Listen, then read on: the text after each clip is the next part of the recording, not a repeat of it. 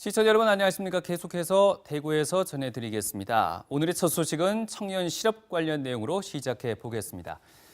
올해 3분기 대구 지역 청년 실업률은 11.9%로 전국에서 가장 높습니다. 지난해 같은 기간과 한번 비교해 볼까요? 전국 평균 청년 실업률이 0.1%포인트 상승한 반면에 대구는 무려 2.7%포인트나 상승해서 문제가 더 심각하다는 것을 알 수가 있습니다. 20대 고용률 보겠습니다. 올해 3분기 대구가 52.2%, 그리고 전국 평균이 58.3%, 결국 6.1%포인트나 대구가 낮습니다. 자, 일자리 없는 청년이 많으니 당연히 빚도 많겠죠. 빚이 늘어나면 어떻게 됩니까? 이 파산 신청을 한 대구와 경북 지역 20대 청년, 2014년 58명이었는데 2017년 무려 71명으로 부쩍이나 늘어났습니다. 이 한국장학재단이 등록금 원리금 제때 못 갚는 사람들한테 제기한 민사소송 건수도 지난해 12월 기준으로 대구가 무려 68건이나 집계되고 있습니다. 자, 보신 바와 같이 상황이 이렇게 어려워지자 젊은이들 스스로가 청년 부채를 해결하기 위해서 나섰습니다. 바로 대한은행인데요. 양관희 기자가 보도합니다. 31살 A씨는 대학교를 졸업하고 사회 첫 발을 빚 2천만 원과 함께 시작했습니다. 신용 등급이 좋을 수 없어 이자가 비싼 제2금융권에서 돈을 빌리기도 했습니다. 새로운 걸 할 때 두려운 것 같아요. 제가 하고 싶었던 것보다는 그냥 빚을 좀 잘 갚을 수 있는 일을 많이 찾는 것 같아요. 청년단체가 조사한 결과를 보면 대구 청년들이 가진 평균 부채는 2,603만 원입니다. 빚을 내서 교육비로 가장 많이 썼고 다음으로 생활비나 방을 얻는 데 썼습니다. 대구 청년이 만드는 대한은행은 이렇게 빚 있는 청년들 고민해서 출발합니다.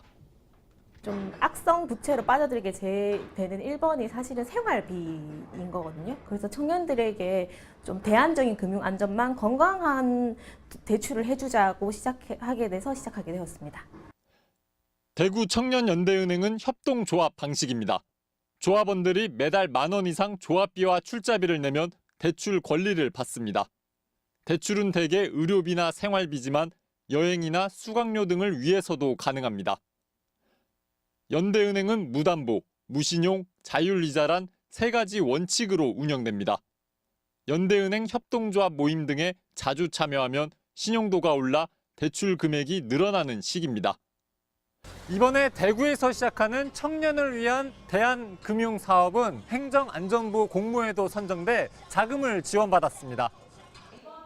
대구 청년연대은행은 오는 12월 조합원을 모아 내년 1월에 대출 업무를 시작합니다. 서울에서는 이미 비슷한 청년 대한은행이 시행돼 소액을 대출해주고 있습니다. 청년연대은행이 부실한 사회 안전망을 보완하는 역할을 해낼지 주목됩니다. MBC 뉴스 양관입니다. 부실한 사회 안전망을 보완해주는 역할로 설명이 됐습니다. 대구 청년대한은행. 이 청년대한은행 창립을 준비 중이십니다. 대구 청년 빚쟁이 네트워크의 최유리 상임대표 자리에 계십니다. 안녕하십니까? 네, 안녕하세요. 자, 내년 1월 이제 본격적으로 대출 사업을 시작한다는 방침인데요. 지금은 어느 단계까지 준비되어 있습니까? 네, 현재는 추진위원단을 통해서 설립 준비가 되고 있는 상황이고요. 네. 현재는 거의 막바지 단계입니다. 대구 청년 대한은행이 가져야 하는 원칙과 가치에 대해서 대략적으로 정했고 이제는 구체적인 정관을 만들고 있는 중입니다. 11월 11일 창립종회를 진행할 예정이고요. 또한 대구 지역 청년들이 돈 때문에 겪고 있는 구체적이고 객관적인 사실을 알아보기 위해서 청년 부채 및 사회 안전망에 관한 실태조사를 진행하고 분석 중입니다. 이 내용과 대구 청년 대한은행을 설립했다는 발표회를 11월 말에 갖고 12월 조합원과 대출 신청자를 모집하여 1월 대출 사업을 진행할 예정입니다. 사업의 성패는 아무래도 재원 마련에 있지 않을까 싶은데 어느 정도 준비되어 있습니까? 네, 현재 목표액의 80% 정도를 모았고요. 예. 조금 더 노력해서 100%를 달성할 수 있도록 하겠습니다. 알겠습니다. 대한은행의 운영 3대 원칙 보니까요. 무담보, 무신용, 자율이자 이렇게 나와 있는데요. 이 중에 자율이자 부분은 좀 설명이 더 필요할 것 같은데요. 네, 많은 분들이 청년들이 돈을 갚지 받지 않게 되면 지속 가능성이 없을까 봐 되게 많이 걱정을 하시는데요.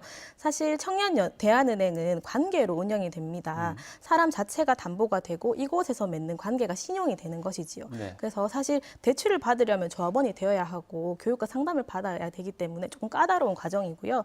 그리고 사회로 나오게 되면 사실 청년들이 신용도가 낮기 때문에 대출이 쉬운 현금 서비스나 2, 3금융권을 많이 쓰게 됩니다. 그래서 이자율이 높기 때문에 청년들이 이자율 때문에 좀 어려움을 겪거나 아니면 극단적인 선택까지 하게 되는데요. 사실 이러한 위험을 없애고 청년들에게 금융 안전망을 만드는 시도 자체가 우리 사회에서 큰 의미를 지닐 것이라고 생각됩니다. 알겠습니다. 서울에서도 비슷한 사업이 이미 시작됐다는데요. 서울 진행 상황은 어떻습니까? 네, 서울 지역에서는 청년연대은행 토닥이라는 이름으로 청년 자조금융이 5년째 진행되고 있는데요. 현재는 대출을 이용한 조합원이 약 400명, 그리고 누적 대출금이 2억을 넘어가고 있습니다. 대구 지역에서도 많은 청년들이 청년대한은행을 통해서 건강하고 안전한 금융을 쓸 수 있도록 최선을 다하도록 하겠습니다. 알겠습니다. 성공적으로 사업이 자리 잡길 기대해 보겠습니다. 말씀 고맙습니다. 네, 감사합니다.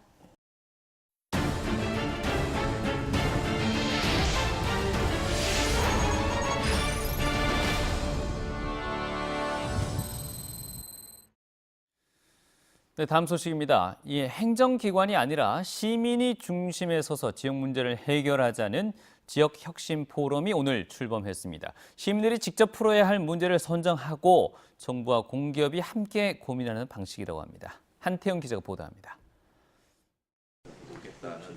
도심 미세먼지를 줄이고 장애인이 쉽게 이리저리 다닐 수 있는 해결책을 시민 스스로 찾을 수 없을까? 지금까지는 행정기관에 맡겼지만 달라진 것이 없으니 이제 시민사회가 나서보자는 생각이 지역혁신포럼 탄생 배경입니다. 문제는 시민이 선정하고 해결은 공공기관과 정부, 지방자치단체가 힘을 합치는 겁니다. 시민들이 문제를 풀어내는 시작 단계부터 함께 하자는 거죠. 이해관계자가 참여한 가운데 사회 문제를 풀자 이런 건데. 지역혁신포럼이 내건 사회혁신 4대 주제는 지방소멸 대응을 비롯해 시민안전 확보, 공유문화 확산, 지역격차 완화입니다. 현장 전문가들과 오랜 회의를 거쳐 주민 체감률이 높은 대구 지역사회 문제 20건을 우선 선정했습니다. 행정안전부를 비롯해 대한상공회의소, 한국가스공사 등 14개 전국 기관과 단체가 후원하고 17개 대구 지역 기관들이 참여해 함께 사회 혁신을 결의했습니다. 지역 문제를 제일 잘 아는 주민들이 아이디어를 내면 정부, 지자체, 공공기관들은 이를 뒷받침하고 문제 해결로 나아가는 일종의 바텀업 방식의 사회 문제 해결 프로세스다 이렇게 생각하시면 될 것 같습니다. 지역사회 문제를 해결하기 위해 대구에서 첫 발을 내디딘 지역혁신포럼은 다음 달에는 춘천, 내년에는 혁신도시가 있는 11개 지역을 중심으로 개최해 전국적으로 확산해 나갈 계획입니다. MBC 뉴스 한태현입니다. 네, 그럼 지역혁신포럼이 앞으로 어떤 일을 해 나갈지 좀 더 자세히 알아보겠습니다. 계명대학교 교수이자 대구지역혁신포럼을 이끌고 계시는 김영철 위원장 자리에 계십니다. 안녕하십니까? 네, 안녕하세요. 네.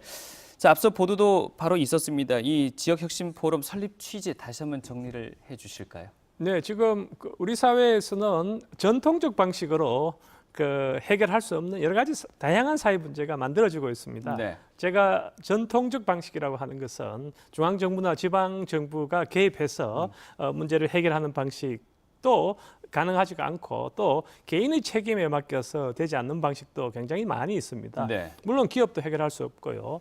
이런 것들을 해결하기 위한 방법들 그리고 아젠다를 발굴하는 것을 사회혁신이라고 합니다만 오늘 대구혁신포럼에서는 이 사회혁신과 관련된 논의를 했습니다.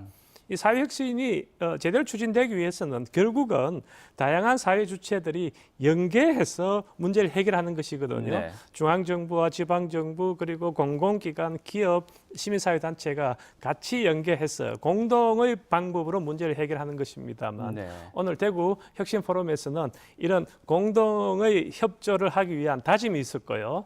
또 앞으로 이것을 본격적으로 추진하기 위해서 네. 실행협의회를 구성하는 것으로 이렇게 결론이 났습니다. 해결해야 될 문제가 한두 가지가 아닐 텐데요. 그렇습니다. 보니까 4개 주제를 바탕으로 해서 20건의 문제를 선정하신 것 같습니다. 네. 어떻게 도출해내셨나요? 네, 어제 발굴은 그동안 한 6개월에 걸쳐서 344개가 어제가 발굴됐고요. 네. 그중에서 20개가 오늘 발표가 됐습니다. 이 20개가 선정되는 과정에서는 관계되는 공공기관들, 기업들, 그리고 사회단체들이 같이 협의해서 우리가 문제를 해결할 수 있는 가능한 것을 20개 정도 골랐고요. 네.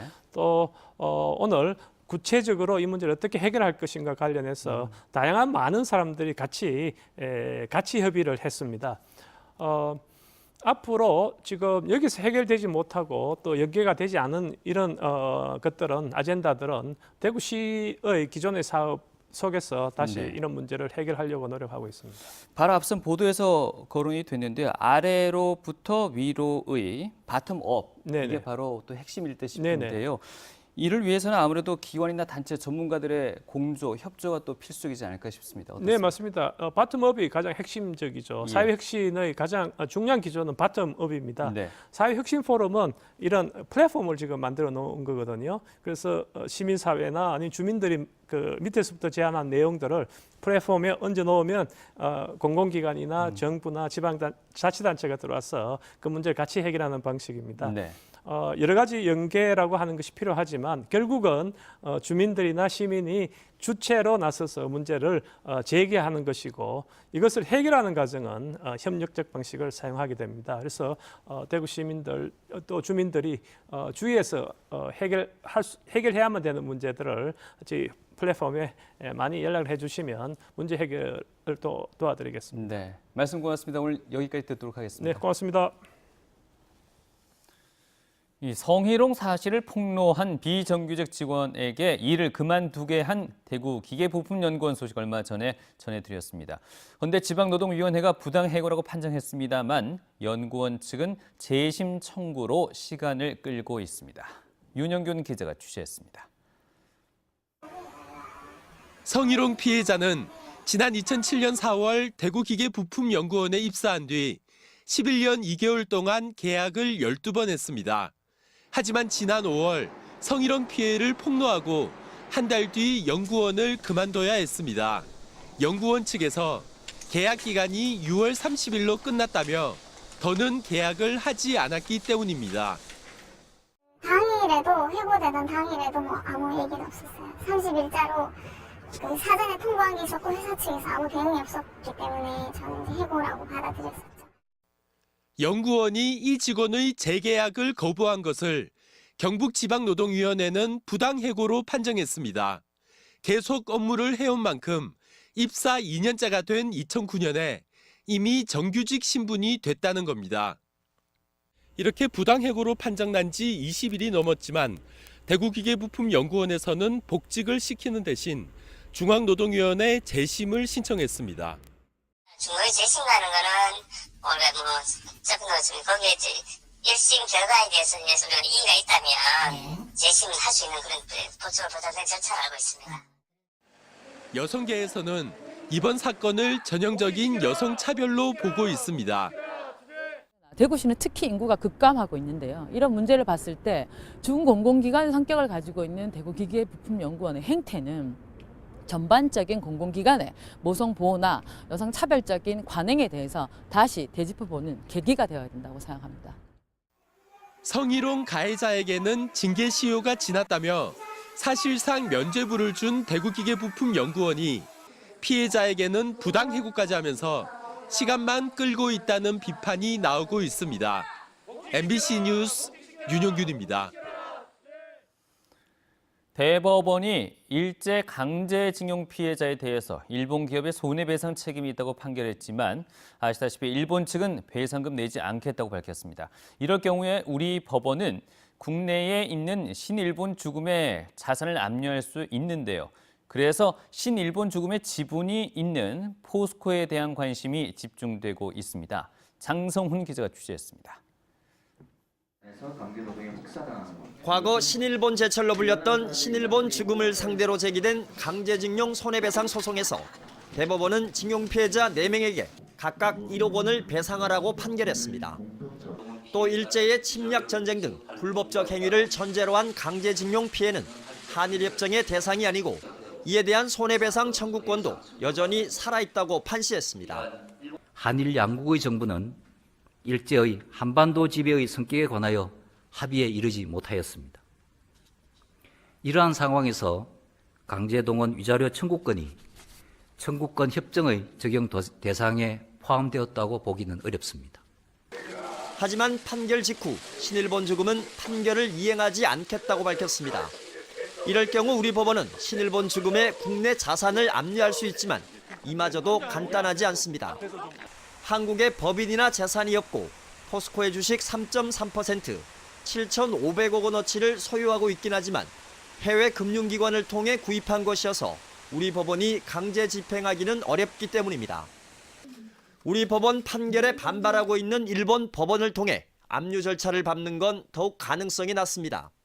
그래서 한일 정부와 강제징용 책임기업, 포스코 등 대일 청구권 자금 수혜 기업 등이 모여 피해자들을 위한 재단을 출연해야 한다는 주장도 나옵니다. 고령인 피해자들이 일일이 소송을 하기도 힘들고 한일 간의 화해를 위해서라도 재단 출연이 필요하다는 의견으로 현재 관련 법률안이 국회에 계류 중입니다.